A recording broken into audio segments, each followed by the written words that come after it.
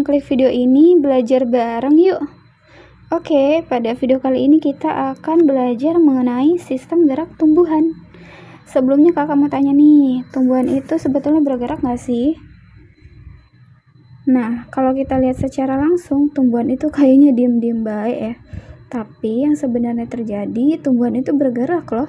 Hanya saja gerakannya itu terjadi sangat lambat, sehingga kita hampir tidak bisa melihat tumbuhan itu bergerak. Nah, yang poin nomor 2, tumbuhan tidak punya sistem saraf. Lain halnya pada manusia. Manusia punya ya sistem saraf terpusat yang namanya otak. Iya, tapi tumbuhan punya organ-organ di selnya yang bisa mendeteksi perubahan lingkungan, sehingga dia mempunyai sifat iritabilitas nih. Ini iritabilitas merupakan salah satu ciri makhluk hidup ya yang kalian pelajari di waktu kelas 7. Definisi dari iritabilitas itu artinya peka terhadap rangsang. Oke, karena sekarang kita mau ngobrolin tentang gerak pada tumbuhan, kalian pernah nggak sih nanya, ngapain sih mempelajari? Apa pentingnya sih belajar gerak pada tumbuhan? Jadi gini adik-adik. Nah, kita bisa memprediksi arah pergerakan tumbuhan ketika mempelajari pembahasan ini, terutama untuk tumbuh-tumbuhan pangan nih. Jadi kita bisa memprediksi kapan dia berbunga, kapan tumbuhan tersebut tumbuh, bahkan kita juga bisa meningkatkan produksi pangan. Nah, ini kasusnya pada tumbuhan pangan ya. Nah, kalau pada tumbuhan langka, misalnya kita juga bisa memprediksi kapan dia berbunga dan kapan dia bisa dapat dikawinkan dengan bunga lainnya. Jadi lebih efisien ya. Maksudnya penanganannya tepat gitu, sesuai waktu-waktunya.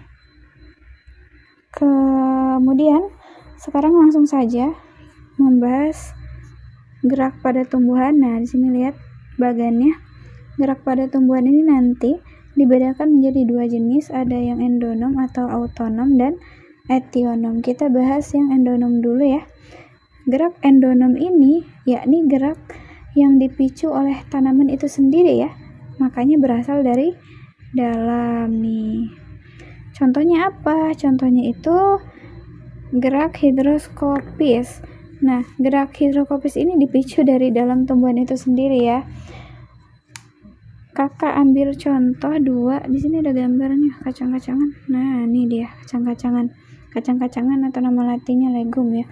Nah, jadi gerak hidroskopis tuh kayak gini. Kalau ada kadar air di bagian tertentu dari tumbuhan itu berkurang, dia akan merubah struktur tumbuhan itu.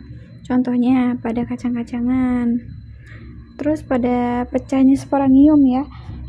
Pecahnya sporangium pada lumut juga itu diakibatkan dari kadar airnya yang berkurang, dari kadar air yang dari lumut itu sendiri berkurang, sehingga mengakibatkan pecahnya sporangium.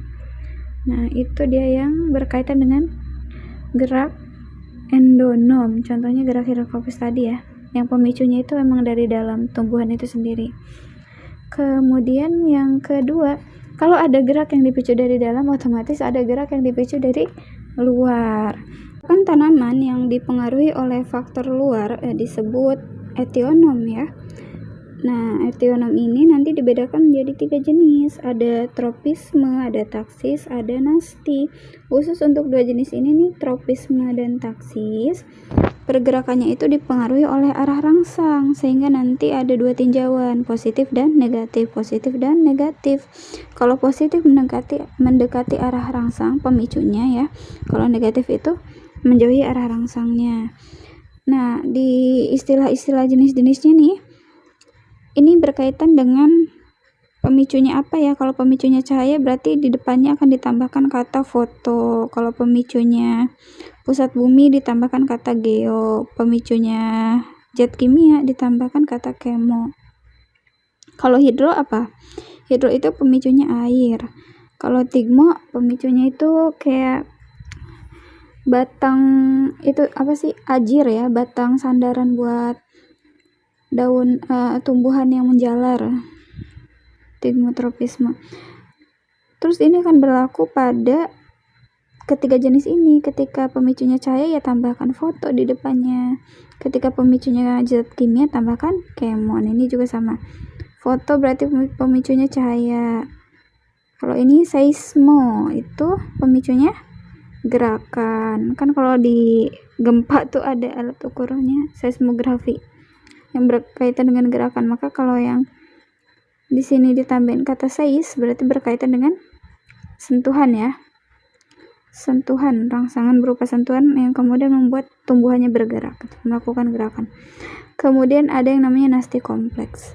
Nah, kita yang bahas pertama tropisme dulu. Tropisme ini punya kata kunci tumbuh. Jadi yang ditinjau cara tumbuh tanaman ya. Tanaman kalau tumbuh kan ke atas. Terus akar-akar dia ke bawah kayak gitu.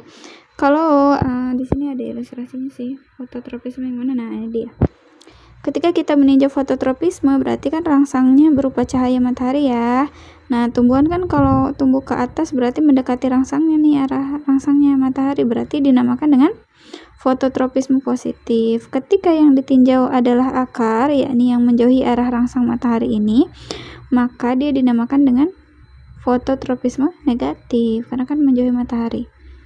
Nah, coba kalau kita sinar mataharinya dirubah, bukan lagi di atas tapi di samping nih. Ini kan kalau ilustrasi realnya di kehidupan kayak ada tanaman, kemudian ada jendela di sini, jendela terbuka ya, ada sinar masuk dari sini. Maka si tumbuhan ini akan tumbuh menuju sinar masuknya, sehingga perlu diketahui di sini nih. Pada tumbuhan itu terdapat yang namanya hormon auksin. Karena di daerah sini tidak dipengaruhi oleh sinar matahari, maka pertumbuhannya lebih cepat dibanding daerah yang di bawah. Karena auksin kan hormonnya nggak suka cahaya ya gitu. Nah, kayak gitu. Ini untuk fototropisme. Terus kalau yang geotropisme yang mana ya? Nah, ini dia geotropisme. Geo itu arah rangsangnya kan pusat bumi, gravitasi ya. Pusat bumi, berarti kalau yang positif yang ke arah mana? Jelas ke arah bawah. Kalau ke arah bawah itu positif, ke arah atas negatif. Kenapa ke arah bawah itu positif nih? Karena kan pusat rangsangnya di sini, di bawah pemicu rangsangnya, kayak gitu ya. Berarti yang geotropisme ke arah bawah itu geotropisme positif, kalau yang ke arah atas itu geotropisme negatif. Jadi patokannya pemicunya ya. Arah rangsangnya ada di mana? Kemudian apalagi ya? Hidro ya. Nih, hidrotropisme berarti arah rangsangnya air. Ini terjadi pada tanaman kaktus ya, yang Masya Allah banget. Akar kaktus itu dapat tumbuh hingga berkilometer sampai menemukan sumber air. Terus ini resumnya nih. Sorry. Jangan diaktifin. Nah, ini dia. Jadi di gerak tropisme di sini ada dibedakan lagi jadi 5 ya. Kalau fototropisme berarti rangsangnya berupa cahaya. Kalau dia menuju ke arah cahaya berarti fototropisme positif. Kalau menjauhi cahaya fototropisme negatif. Ini geotropisme berarti arah rangsangnya itu pusat bumi. Kalau ke bawah dia geotropisme positif, kalau ke atas geotropisme negatif karena kan menjauhi pusat bumi. Kemudian untuk hidrotropisme, ini kan yang tadi contohnya kaktus itu ya. Kemotropisme, nah si akar-akar ini bakal menuju rangsangnya gitu, yang memiliki zat-zat kimia di dalam tanah ini. Kemudian tigmotropisme, ini tuh tanaman-tanaman yang dapat membelit ajir ya, yang menjalar. Ajir itu berupa bilahan bambu atau potongan kayu gitu, yang fungsinya untuk menopang suatu tanaman rambat gitu ya. Terus gerak tropisme udah tadi ya. Gerak tropisme itu kata kuncinya tumbuh. Jadi yang ditinjau itu arah tumbuh suatu tanaman. Terus apa lagi yang kedua jenisnya? Taksis. Taksis ini kata kuncinya pindah tempat ya. Pindah tempat. Nah, contohnya apa di sini? Ini contoh dari taksis. Kalian pernah lihat? Ini tuh kayak hewan berflagela terus punya bintik mata di tengah-tengah. Di intinya itu dia punya kloroplas dan dia juga punya bintik mata nih yang agak kemerahan warnanya. Namanya siapa? Namanya Euglena sp ya. Sebetulnya ini tuh lebih lengkapnya Euglena viridis ya. Cuma kita Tidak perlu sampai menuliskan jenis spesies, tapi berhenti di genus aja. Cara penulisan nama Latin ya, kalau dia tegak berarti harus diberi garis bawah. Eglena sp. Terus taksis udah, sekarang nasti. Nah, nasti ini dia tidak dipengaruhi oleh arah rangsang, sehingga tinjauannya tidak ada yang positif dan negatif. Contoh yang terdekat nih, ada daun putri malu yang sering kalian temui mungkin di sekitar kali, atau mungkin di sekitar rumah kalian yang di kampung ada kali ya. Kalau di kota emang susah ditemui, namanya putri malu. Nah, putri malu ini ciri khasnya apa? Kalau kita sentuh nih, bagian sentuhnya dari arah manapun yang gak peduli gitu, mau dari kanan, kiri, atas, atau bawah, ketika disentuh maka dia akan menguncup, gak seperti pembahasan sebelumnya ya yang mengikuti arah rangsang. Kalau disentuh di kanan dia menguncup ke kanan, enggak, dia dari arah manapun dia akan menguncup, jadi tidak dipengaruhi oleh arah rangsang. Kemudian jenis yang nasti ada berapa nih? Nah, bunga pukul 4 nih, dia mekarnya pukul 4. Kalau Nyctinastis itu pengaruh apa ya? Situasi gelap gitu, suasana gelap. Jadi tiap malam tuh dia akan menguncup nih daun turi. Kemudian ini Tigmonasti yang tadi yang putri malu ya, nama lainnya Seismonasti. Termonasti ini terkait dengan suhu. Haptonasti ini rangsangan bunga yang pemakam serangga ya. Jadi kalau Haptonasti itu berarti pemicunya serangga, pemicu rangsangnya. Ini nasti kompleks. Kalau nasti kompleks itu melibatkan bukan hanya satu jenis rangsang, jadi ada beberapa jenis rangsang yang terlibat. Artinya bukan hanya satu faktor yang menyebabkan dia bergerak ya, tapi banyak gitu. Misalnya karena apa? Karena cahaya iya gitu, terus karena sentuhan iya. Nah, ini dinamakan dengan nasti kompleks. Bisa karena kadar pH, jumlah air, jumlah kalsium yang mempengaruhi pergerakan dia gitu dalam satu waktu. Jadi rangsangnya tidak hanya satu tapi lebih.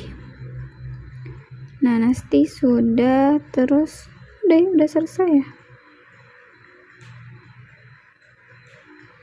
Iya, udah sampai di sini. Jadi ini di review ulang. Gerak tanaman itu terbagi menjadi dua, ada endonom dan etionom. Endonom itu dari dalam, etionom itu dari luar. Yang dari luar dibedakan menjadi 3, yakni tropisme, taksis, dan nasti. Untuk khusus tropisme dan taksis, ini dipengaruhi oleh arah rangsang, sehingga selalu memiliki dua tinjauan, positif dan negatif. Positif artinya mendekati arah rangsang, negatif artinya menjauhi arah rangsang. Yang tidak dipengaruhi arah rangsang itu gerak nasti ini. Kayak gitu. Nanti kalau masih ada yang kurang dimengerti bisa diulang-ulang lagi videonya. Semoga kalian semakin paham. Terima kasih.